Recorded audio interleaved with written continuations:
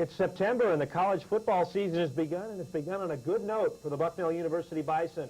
Hi, I'm Bob Behler, along with the head coach of Bucknell, Lou Maranzana, and Bucknell opens with a win, 21-16 over the Bloomsberg Huskies. And Coach, I thought the victory over Bloomsberg was an inspired one. You played very well, especially in the first half. I was pleased in the way we got started. Overall, we've had a good preseason. The attitude and work ethic of the football team has been outstanding, and I think that's just the way they started the football game, and I was happy about that. Obviously, you come out of the first game with a victory. Regardless of anything else, you've always accomplished your first goal, and we're comfortable with that right now. I guess going into any first game of any season, there's always some question marks coming into the game. Well, there are a lot of question marks because every team has a totally new chemistry and new personality. You take one, even if it's a team that returns as many as 20 starters with two different characters in there, you got a different group altogether, and you never really know. And I think our team really came to life at the beginning. I'm happy about that, and I'm happy about where we can go during the season. Before we get to first half highlights of Bucknell and Bloomsberg, Tom Trainer and Brett Herlock were with the Bison in the preseason, and they file this preview report.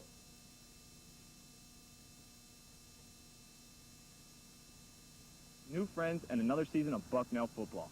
This season could prove to be an interesting one for the Bison, as Coach Lou Maranzana must contend with a very young and inexperienced team. Many new faces will fill the Bison offense and defense. This week on the Bucknell Football Report, we'll be taking a look at the offensive and defensive starting lineup for the Bison. Earlier this week, I spoke with head offensive coach Mike O'Connor for his thoughts on the strengths and weaknesses of the 93 offense. As we came out of spring practice, we felt pretty good about everything overall. We're fortunate that our quarterback is healthy again. Travis Kopp came back off the injured ankle and had a real strong spring. Seemed completely healed and executed very well. And right now, Bob Horst, Steve McHugh, both look like they're going to be very able fullbacks for us. Our plan is to, really use two guys to play one position. They're kind of equal in their body types. They're strong people, powerful people, good blockers, both good runners with the ball. Steve catches the ball very well, and Bob, who has really worked hard over the summer and through preseason, we kid him a lot about his hands, but he's really made an improvement. Starting at quarterback will be 205-pound junior Travis Kopp. As you may recall, Kopp suffered a serious ankle injury at Holy Cross, which sidelined him for the remainder of the season. However, Coach O'Connor assures us that Kopp is back up to full speed. Right now, he's fully recovered. Even going back to spring practice, he looked very strong, very able. It's carried right over into preseason, where he's been able to do everything, no limitations. Both with Travis and Rob, we haven't had them get a lot of contact because we don't want to risk losing them before we get to the first game. But he's looking good, no problems with the ankle, so that in no way is a factor. Replacing two-time academic All-American Whitey Bernardinelli this year at wide receiver will be 163-pound Damon Gardner, who caught 19 times for 137 yards last season.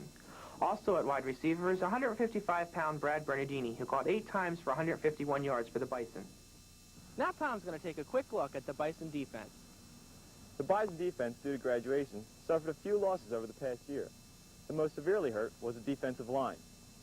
The only returnee on the front line is Cecil Boone. Number 93 has been moved from the inside to an end, and at 6'2", 248 pounds, Cecil is using his quickness to wreak havoc with opposing offenses. Other projected starters for the front line are Sean Browser at the other end, Andy DeFalco, and John Casiglia inside. The linebacker position is the strongest position in the Bucknell defense. 2 out of the 3 linebackers are returning, with Dan Zappa and Russ Strohacker. Here is linebacker coach Eric Thurston with an overview of the Bucknell defense. Linebackers this year, I think the biggest strength is that Russell Strohacker and Danny Zappa are coming back from a year of a lot of time playing. They've last year they played almost every down, and this year a lot of experience. Now they have to step up, and that's I think the biggest thing with our linebacking crew right now is experience, along with intensity. I think they're going to be the leaders of the defense, and as linebackers go on defense, I think our defense will go. The secondary had the most returnees during the spring practice, with 5 players who started almost 3 games last year. But due to injuries of Jim Jarashek, who was out for the year with knee surgery, and Kirk Bossy with a dislocated kneecap, The safety positions have to be filled by Todd Jessup and John Henry. At quarterback, Dwayne Hart and Charles Crudup are the starters. Here's Coach Brian Bassard with an overview of the secondary. Well, our weakness right now is that we haven't had the ability to work as a group. You know, it's just like any offensive linemen need to work together to kind of understand each other, to kind of communicate and so forth. And we haven't had that ability to be able to work as a full, complete secondary, you know, really since the very beginning of camp started. So, you know, that's one of our weaknesses right now. Well, that's our overview of the 1993 Bison team. This season could prove to be a very dynamic and exciting one. We're both looking forward to another season of Bucknell football. For the Bucknell Football Report, I'm Tom Trainer. And I'm Brent Herlock. Thanks, guys, for the report. Every week they'll be taking a look at some aspect of Bucknell football. And Coach Maranzana, I know this year you're more optimistic than you've been in most of the years you've been here about having a good season this season. Really excited about the development that's come along. As we've said a lot among ourselves, we feel like history's on our side. We've got a good group of guys overall. The seniors that we have in this team are going to be outstanding leaders, and we still, within this team, are still a relatively young football team. So we're really looking forward to that week-by-week improvement. Let's talk about the Bloomsberg game. You guys started off hot offensively in the first half, and a lot of it due to the running of freshman running back Richie Lemon. Yeah, Richie's been a pleasant surprise. He's come in and been very steady as a young guy in the preseason, and we watched, and you know, he really has added a dimension to some of the things that we do on offense, and we're very pleased with his work thus far.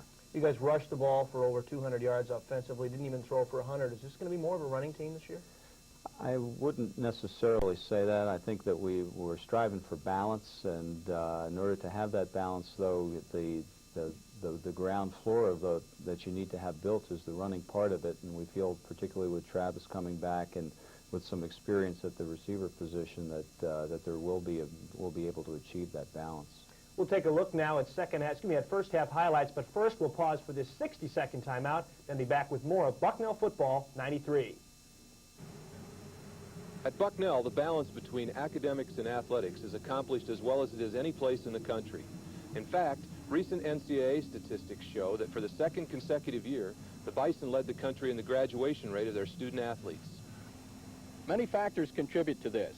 The student athletes themselves, their coaches, their professors, and the administrators here, as well as the support of Bison fans. Another factor contributing to the overall athletic success at Bucknell is the work of the Bison Club, a group of interested persons whose support enhances all 26 men's and women's varsity sports here at Bucknell.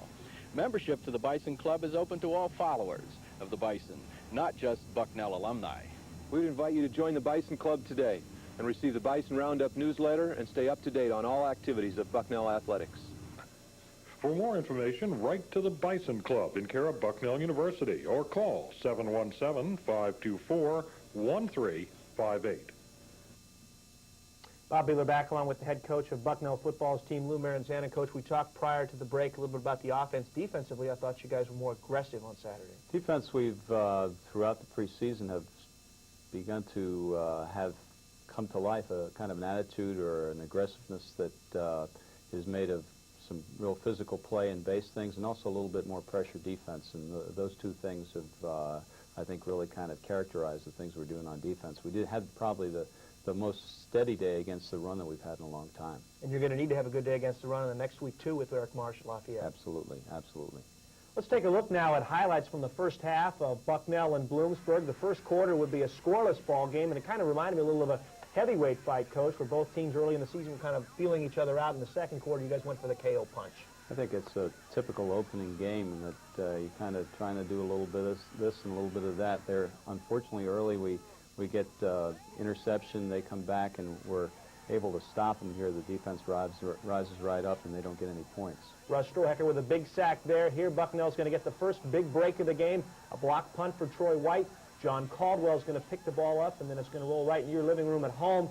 You had a great opportunity to score here, but unfortunately got bogged down and had a field goal attempt that went wide left. Yeah, it worked both ways.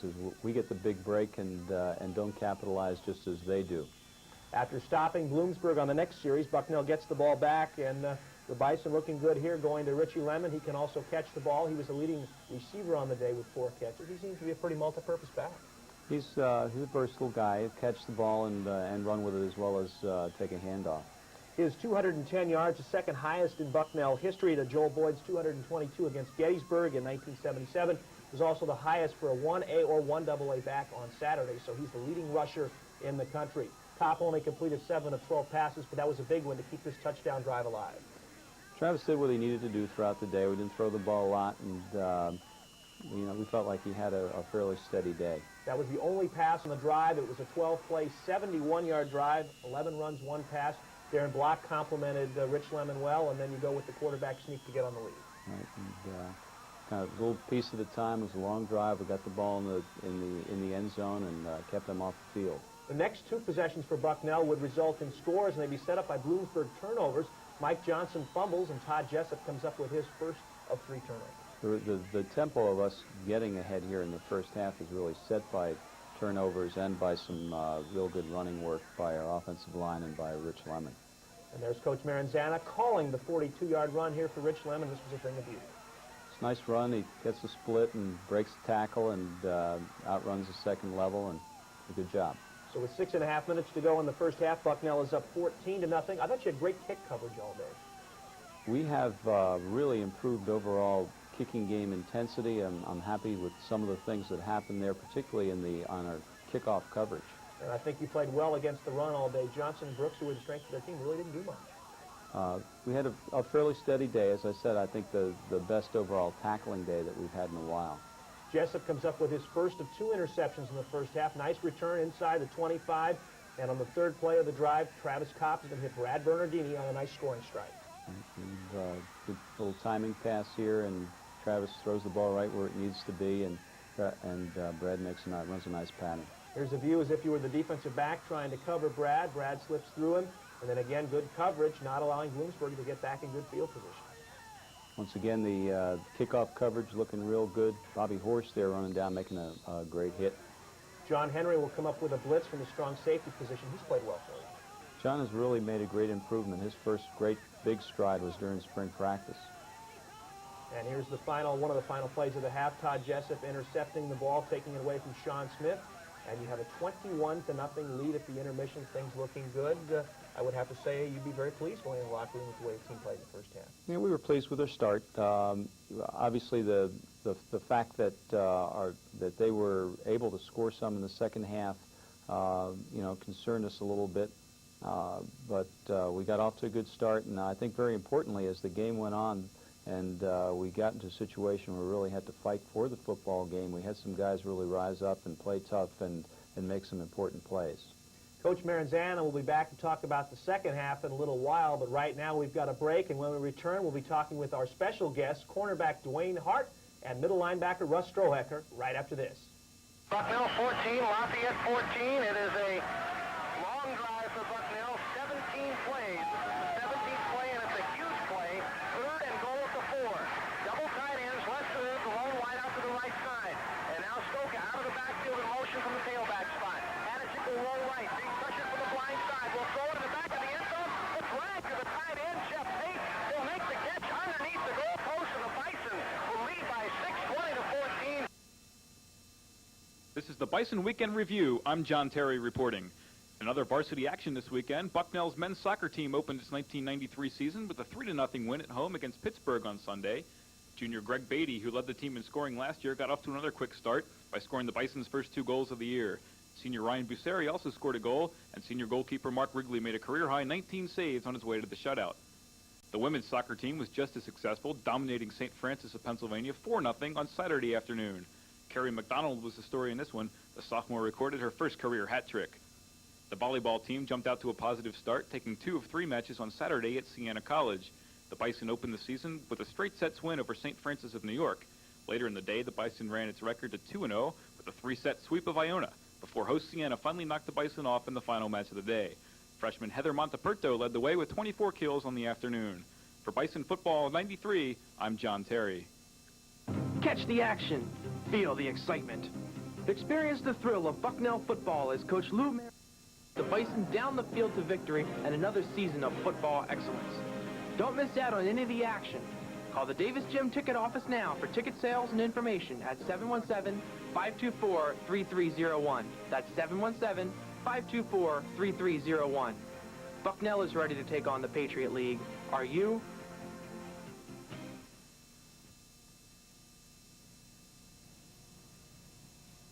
We're back on the set of Bucknell Football 93, joined by our special guests from the Bison defense, middle linebacker Russ Strohecker and cornerback Dwayne Hart, who were keys to Bucknell's victory over Bloomsberg this past Saturday. And Russ is one of the captains of this team, and in the middle linebacker spot, which is kind of almost a captain spot in itself. Tell us a little bit about the defense and why it looks like it's going to be better this year. We switched things up a little bit.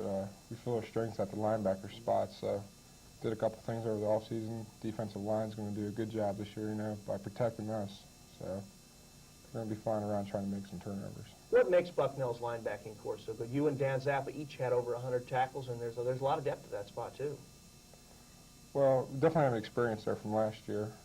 Like I said, we went to a new defense to try to cover us up more, to protect us more. Defensive line, those guys will be in there fighting for us.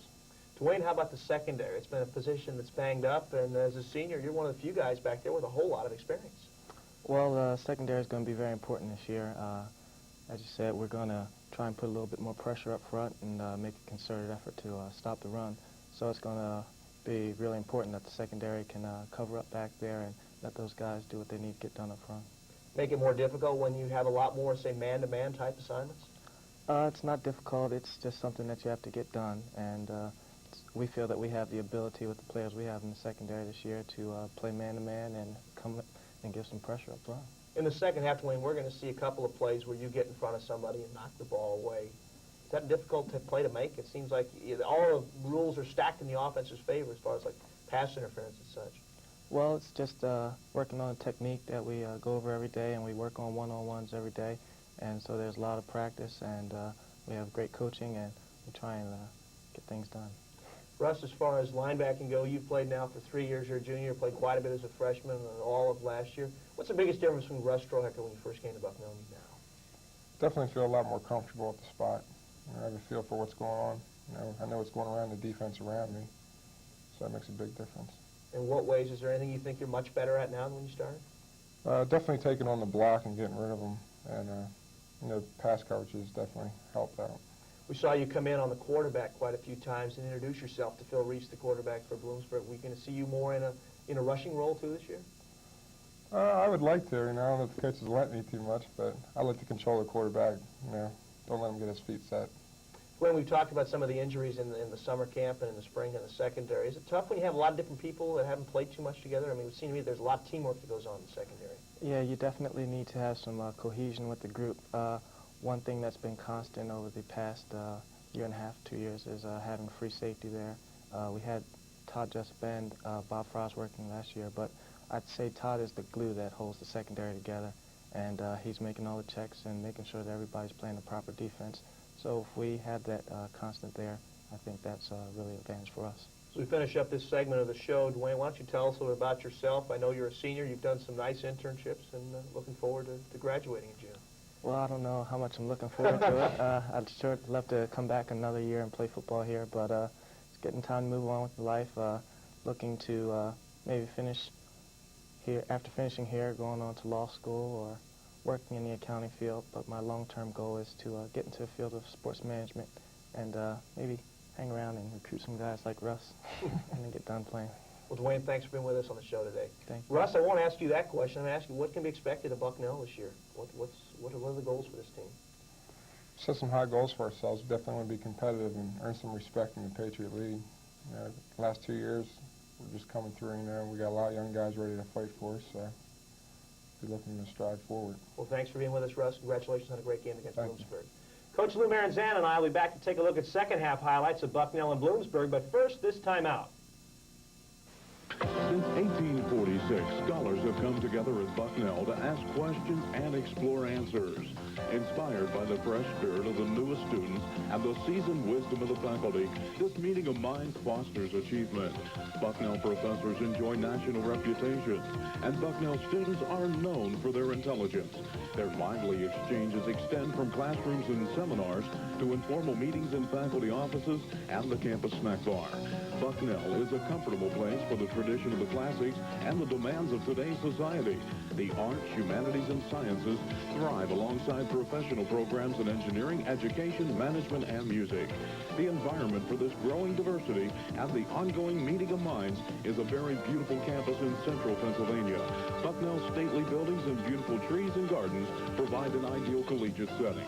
Bucknell, with 3,300 undergraduates and over 260 faculty members who sustain the spirit that is this university and who carry it with them throughout their lives. Coach, it's very nice to have a lot of veteran players, especially on defense, and people like Russ Strohacker and Dwayne Hart.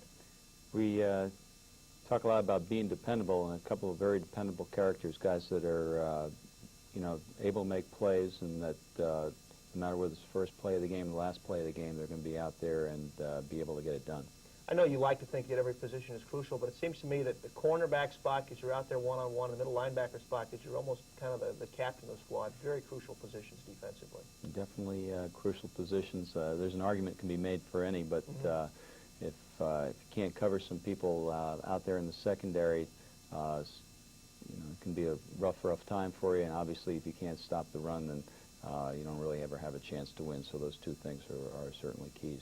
As we're getting ready to take a look at second half highlights, you outgained Bloomsberg 234 to 102 or something in the first half. Did they make some adjustments in the second half? They did some things a little bit differently, but basically we gave them an opportunity to kind of come to life, and they did. Much credit to them, as that all it really took was a little spark for them after they'd had very little success. And they really did come to life and play hard and play well, and they do have real good football players, and they gave us a run for our money in the second half. Let's take a look now at the highlights from Christy Matheson Memorial Stadium. The second half, again, Bucknell led at the intermission, 21-0. The Bison would be kicking off, and again, pretty good kick coverage for the Bison, another very short return. We've talked about that throughout the season, that's been good for Bucknell. And we saw a lot of pressure on the quarterback, Reese. He didn't have a whole lot of time to throw a lot of times. We had some decent pressure with the four-man rush. Russ did a little bit of trying to flush the quarterback when he rolled out, and that had some effect for us as well. Brad Bernardini with an 18-yard punt return. I've got a feeling he's going to break one before the season is over. Great play fake here, and when you run the ball for 210 yards, you open up some other things. Right, here Travis on the play-action pass decides to run with it instead of throw it. One of the things that hurt, I think, in the second half, there were some key sacks by Bloomsberg on some blitzes that took Bucknell out of situation. We had some third down miscommunication problems that cost us converting some things here in the second half. Justin's field goal from 46 was wide left, so it's still 21-0. Once again, pressure. Todd Jessup over there converging as well, so the Bucknell defense continuing to play well. And again, they never did really get the running game going until the fourth quarter. Here we got Sean Browser, and you see Dwayne as well, really running the ball pretty good all day long. Bison couldn't sustain a drive. They had to punt it back to Bloomsberg, and here really is their only drive that they get it going. They go to Saheed Brooks. Nice power running for a first down there, and they convert a couple of key third downs here on a scramble by Reese. The quarterback made some key plays. He made 2 good scrambles and 2 good throws that really were important for him. And here it's 3rd and 7. I thought the coverage was good on this touchdown pass. We're right with him, and he sticks the ball in there, and they're able to make a play. And again, Bucknell having trouble getting offense going in the second half. Travis Kopp on the next play is going to be sacked by Gary Fittery, and this will conclude the third quarter with Bucknell in front 21-7, and it appears that the momentum at this point leads to swinging to the Huskies. Exactly. We're also going to make an error here with a bad snap, get a safety, and but the play that follows it turns out to be a very important play, the punt. May have been one of the most important plays of the game because Bloomsberg with the momentum down 21-9. They're going to get what appears to be great field position, great hit, I believe, by Strickland and Henry to force a fumble, and Dwayne Hart comes up with it. Exactly. This team had given us a great effort all day long, and here we get the ball right back. Very important play. Unfortunately, Bucknell couldn't move it, but the defense up to the task again. Ed Jackson, who's been bothered by an ankle injury, the first guy there. Yeah, Ed is, we thought, was not going to play and came out and really played a pretty good football game. And here's Dwayne Hart coming up with one of 2 pass deflections in a row. There were 3 guys that could have had a shot at that one. And on 3rd and 16, Bloomsberg has to throw, and again, he gets his hand in the way. You see people running the ball, making plays, and that's what it takes. Tough play here, 3rd and 1. You're going to get the first down. but Steve McHugh will cough it up. Bloomsberg will come up with it. Doug Klopp recovers, and they're going to come up with their second touchdown that really is going to make this a game. Right. At our level, really at any level, games are won and lost by kick game things and who makes the turnovers and who doesn't. Here they get an opportunity and put the ball in. And how about this play? 4th and 16 from the 19-yard line. They have to go for it. They're down 21-9, and they come up with a good pass, and again, good coverage there. A good play, and they make a play, and now we've got to play for the football game. About 6 minutes to go. Bucknell does a nice job of sustaining the drive and working the clock down. A little swing pass on 3rd and 3 to Richard Lemon to keep the drive alive. Bucknell's Lemon had only 57 yards in the second half. I say only because that's over 100 yards. He had 153 in the first half, but some very key running plays on this drive.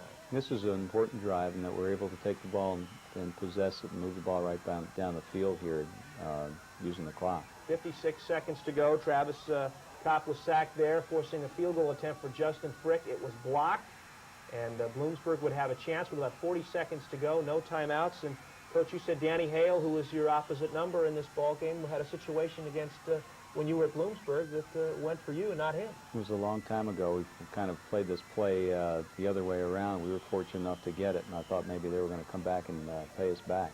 Would you rather be on the defensive end in the late ball games trying to hold on? I'd rather always have the lead, no matter what it is.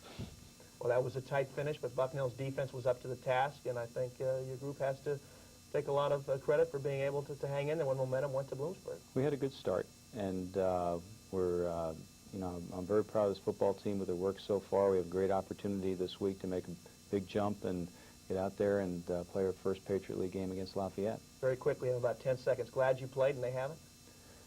Yeah, I think we're glad just to put our whole approach on the field once together and have felt it out, and also to be able to fix some things here during this week. Well, Coach Marizano will take a look at Lafayette highlights next week. Thanks for being with us. Good luck against the Leopards. Thank you, Bob. For head coach Lou Maranzana and our special guests, Dwayne Hart and Russ Strohecker, this is Bob Behler speaking. Thanks for watching Bucknell Football 93.